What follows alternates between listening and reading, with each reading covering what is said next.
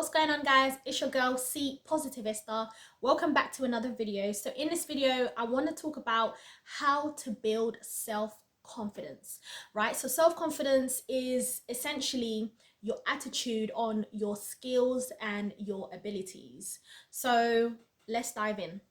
First thing is first, there's a difference between being confident and being arrogant, right? So you want to be confident, you don't want to be arrogant.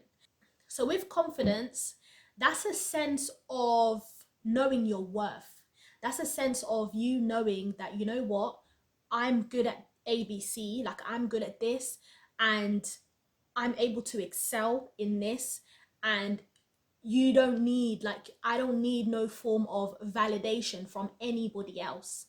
Like, it's just you walking in that confidence, that you walking in that self-worthness where it's like, I'm good at this and that's just what it is, as opposed to, yeah, they need me, they're gonna need me, I'm so good at this, they're gonna need me. That's arrogance. You don't want that. You want to be able to say, you know what, I'm good at this. However, if they don't see that, then that's their problem. That has got nothing to do with me, because I know what I'm good at. I know that I'm good at this. So when you're confident with something, or when you have confidence within yourself about something, about a skill that you have or an ability that you have, you're able to perform better because you just know that you're good at it. So when you know that you're good at something, you're able to perform a lot better, as opposed to when you're not too sure, or you don't really know whether you're good at it or you're not. When you know you're good at something, you're able to do and perform better. When you have self-confidence, you're able to have better relationships where you're not insecure. You're not thinking, oh, you know, are they being like that because I'm like this, or I'm not good at this. Like, you're just able to just be confident in what it is that you have. You're just able to just conduct yourself in a better way. You know that you're not the problem. You know that it's not anything that you've done. You're able to take on things better, especially if you know you're good at it. And when you're not good at something, you're less likely to want to take on that challenge, or you're less likely to want to do that thing because you know that you're not good at it. So practice self-awareness. Really look within yourself and just reflect on your strengths, your weaknesses. What are you good at? What are you not good at?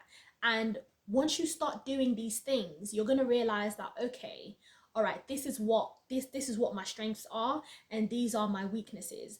And a lot of the times when we look at strengths and weaknesses, it doesn't mean that, okay, because you're bad at that, that's just it, you're bad at that. No, like, the things that you're not good at, or the things that need practice, that's all it needs. It needs practice, you know. And I don't believe in practice making perfect. I believe that practice just builds experience. Practice builds resilience. So if you're not good at something, if you feel like, okay, these are your weaknesses, then work on them. All you need to do is work on them. And then the things that you're naturally good at, then you can do more and more of those things, but don't neglect your weaknesses, because they're there. Your weaknesses are also there to be worked on. Once you recognize your strengths and your weaknesses, you're able to be a lot more confident in your strengths, and you're able to communicate about your weaknesses, like what you're not good at. So when you have a task, say for example, if you're doing a task, if you're doing something with a group of friends, you're able to say, actually, I'm not too great at that.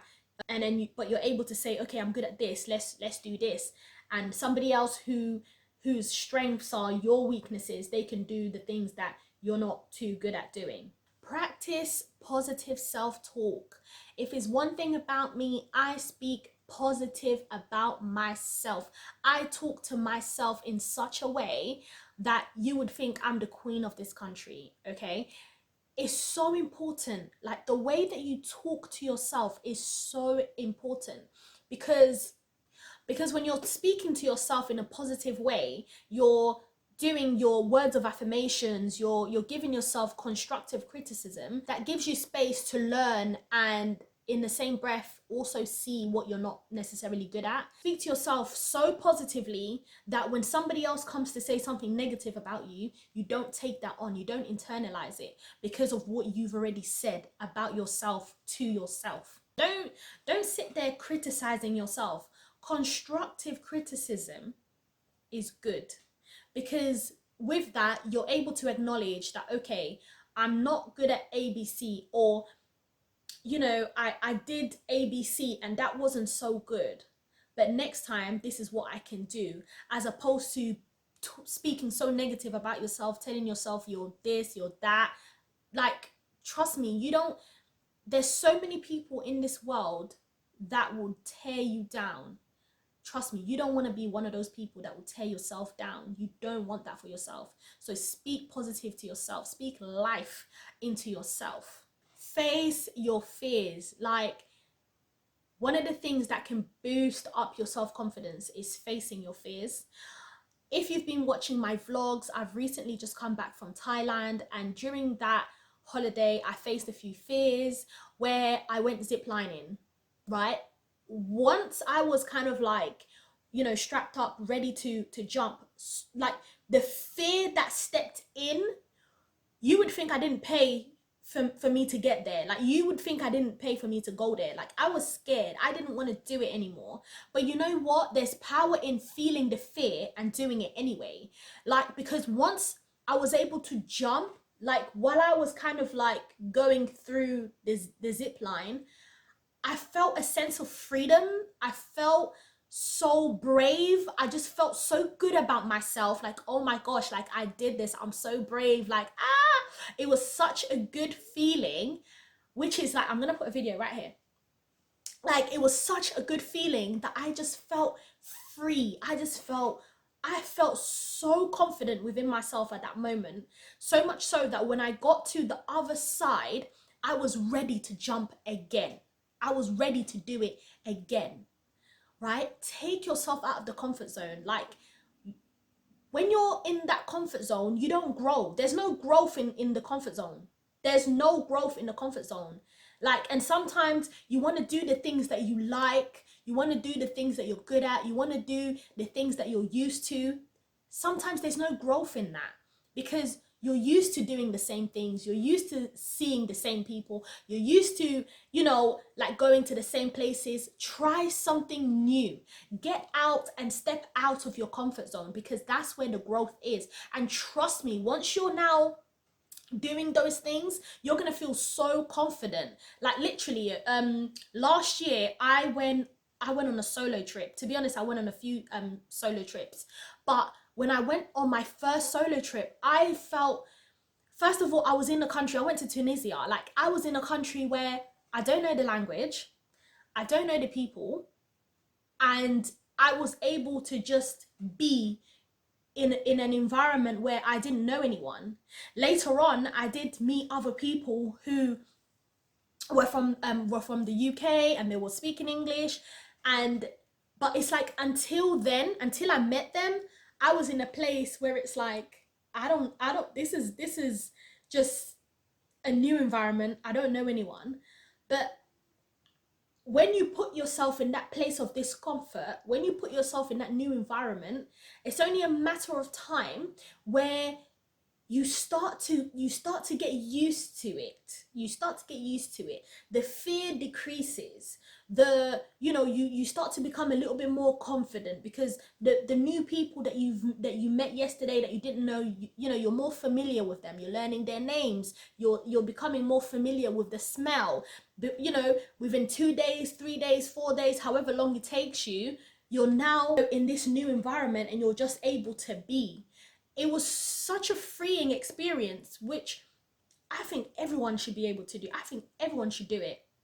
And your body language really does show other people how confident you are. Like, when you're speaking to someone, give them eye contact. Let them know that you see them. Let them know that you hear them. It's like, I hear you and I see you. Just be open. Don't just sit there like, like just looking like, no, be open. Be open. That shows confidence. Literally, that shows confidence.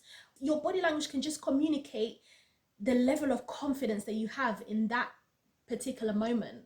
If you go for an interview, give them a firm handshake. Let them know you mean business. Like, yeah, I'm here. That in itself communicates confidence. Just loosen up a little bit. Like, sometimes we can be so tense. Like, sometimes you can be so tense, and sometimes it's not that you're not confident, but the way that you're standing, the way that you're just being, like it just shows that you're just, you don't want that. You want, like, you want to appear that you're confident. You don't just, how does somebody know you're confident if you don't, like, you want to look confident before you even start to speak. It's an aura. Like, confidence is an aura. That's what it is. It's energy. Like, just, you know. Mama nangaye. Stay prepared. Like, stay prepared, gain knowledge, like through reading, research. You might want to be watching a video, whatever it is. Like, sometimes confidence comes in preparation. When you're prepared, you done your reading, you done your homework. People know when you know your stuff. When you don't know your stuff, people also know that you didn't do your homework. People also know that you didn't do your reading. You don't know what you're talking about. Be prepared. That will give you extra level of confidence. Continuously learn. Like, don't just sit on TikTok just scrolling through dega videos. You're just laughing. I'm not saying that that's a bad thing, but once in a while, be in control of what it is that you're watching on social media. Be within yourself. Be within yourself. Spend time with yourself. One thing about me, I spend time with myself. Once upon a time, I was always with other people. I was always at other people's yard. I was always doing the most outside of myself. Like, that has literally changed, where I spend so much time with myself. And yes, I do have family and friends, and yes, I do spend time with them also, but set some time aside for you to spend with yourself. Seek mentors and seek role models, people that you look up to that exude self-confidence. Seek to follow and listen to those who are where you want to be, whether it's their confidence, whether it's their career, their career path, that's something that you want to do. Literally, like, be around what you want to become. Be around what you want to be. Even if you're not that yet, even if you're not that confident yet, be around people who are confident. Literally, it will rub off on you. It will rub off on you. Just like if you're around people who are negative, that will rub off on you too. And resilience, have resilience. Literally, don't view setbacks as a reflection of your worth. You are worth it. You are worthy, and you are worth it. If something didn't work out, it's not because of you. Okay, sometimes it is because of you, and that's when you have to sit down and really realize and check yourself that, okay, girl, you know what you did. But a lot of the times it's not because we did anything wrong. A lot of the times it's just simply because something just happened. Things just happen in a way that they happen, and that is okay. It may not be a failure. Sometimes it may not be a failure. Sometimes it may just be that, it's time for you to move on, or it's time for you to try something new. And lastly, practice gratitude. Be thankful, be grateful for what you already have. And it's like, sometimes it can just be like, you know what, life might not be going how you want it to. Things might just not be where you want them to be. But guess what? I'm sure you can find something in your life that is worth being grateful for. And once you're in that place of gratitude, once you're in that mindset of gratitude, more things come into your life that you ought to be grateful to, or more things that you attract more positivity, you attract more like good things coming. Like, the more you're thankful for something, the more life brings you things for you to be thankful for, right? Thank you for watching this video. If you enjoyed it, click that like button. And if you want to watch more videos like this, mindset growth, self-development, subscribe to my channel, and I'll see you guys on the next one.